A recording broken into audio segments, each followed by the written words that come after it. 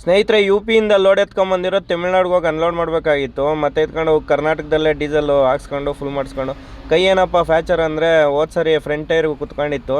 Wheel ಬೋಲ್ಟ್ಗಳು ಬಿಚ್ಚಬೇಕಾದ್ರೆ ಅದು return ಹೊಡೆದು ಜಾಕ್ರಾಡು ನನಗೆ ಕೈ ಮೂಳೆಗೇನೋ ಏಟಾಗೈತೆ. ನೆನ್ನೆಯಿಂದ ಫುಲ್ಲು ನೋವು ಅಂದರೆ ನೋವು, ಕೈ ಮಡ್ಚೋಕ್ಕಾಗಲ್ಲ, ಸಿಕ್ಕಾಪಟ್ಟೆ ಪೇಯ್ನ್ ಇತ್ತು. ಹಾಸ್ಪಿಟ್ಲಿಗೆ ಹೋದರೆ ಅವ್ರು ಇತ್ಕೊಂಡು ಸ್ಕ್ಯಾನಿಂಗ್ ತೆಗಿಸ್ಲೇಬೇಕು ಅಂದರು. ಇನ್ನು ಅಲ್ಲಿ ನಿಲ್ಸ್ಕೊಂಡಿರೋಕ್ಕಾಗಲ್ಲ, ಗಾಡಿ ಎತ್ಕೊಂಡು ಫಸ್ಟ್ ಅನ್ಲೋಡಿಗೆ ಬಿಡ್ಬೇಕು ಅಂದ್ಬಿಟ್ಟು ಬಂದೆ. ಮತ್ತೆ ಎತ್ಕೊಂಡು ಇಲ್ಲಿ ನೋಡಿದ್ರೆ ಕೈ ಊತ ಜಾಸ್ತಿನೇ ಆಗ್ತಾಯಿತ್ತು, ಸಿಕ್ಕಾಪಟ್ಟೆ ಪೇಯ್ನು. ಮತ್ತು ಇಲ್ಲೆಲ್ಲಾದ್ರೂ ಹಾಸ್ಪಿಟ್ಲಿಗೆ ಹೋಗಿ ತೋರಿಸ್ಕೊಳ್ಳೋಣ ಬಿಡು ಅಂದ್ಕೊಂಡು ಇದೆಲ್ಲ ಪ್ಲಾಸ್ಟರ್ ಎಲ್ಲ ತೆಗ್ದಾಕ್ದೆ. ಮತ್ತು ಬನ್ನಿ ಕಂಪ್ನಿ ಕಡೆ ಹಂಗೆ ಹೋಗಿ ನೋಡ್ಕೊಂಬರೋಣ, ಕಂಪ್ನಿ ಒಳಗಡೆ ಏನು ರೆಡಿ ಮಾಡ್ತಾರೆ ಅಂತ.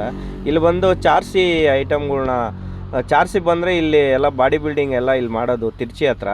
ಇದು ಓಲ್ವಾ ಬಸ್ಗಳು, ಮಾಮೂಲಿ ಐರಾವತ ಬಸ್ಗಳು ಇರ್ತಾವಲ್ಲ ಅದು.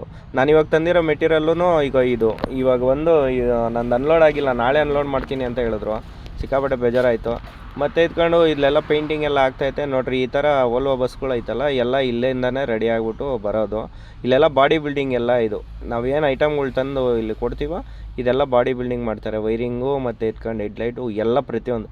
ಮತ್ತು ಡಬಲ್ ಇಂಜನ್ ಯಾರ್ಯಾರು ನೋಡಿಲ್ವೋ ನೋಡಿ, ಈ ಎ ಸಿ ಗಾಡಿಗಳ್ಗೆ ಇಂಜನ್ ಈ ಥರ ಬರುತ್ತೆ. ಹಿಂದೆಗಡೆ ಒಂದು ಇಂಜನು ಮತ್ತು ಮುಂದೆಗಡೆ ಎಲೆಕ್ಟ್ರಿಕಲ್ಲು ಬರುತ್ತೆ, ಡೀಸೆಲ್ಲು ಬರುತ್ತೆ. ನಾನು ಇವಾಗ ತೋರಿಸೋ ಡೀಸೆಲ್ ಗಾಡಿ ವೋಲ್ವೋ ಬಸ್ಗಳು ನೋಡಿ. ಇದು ಆಲ್ಮೋಸ್ಟ್ ಆಲ್ ಬಸ್ಗಳೆಲ್ಲ ಇಲ್ಲೇ ರೆಡಿ ಆಗೋದು, ಬಾಡಿ ಬಿಲ್ಡಿಂಗ್ ಎಲ್ಲ ಇಲ್ಲೇ ತಿರ್ಚಿಯಲ್ಲೇ ಆಗೋದಂತೆ.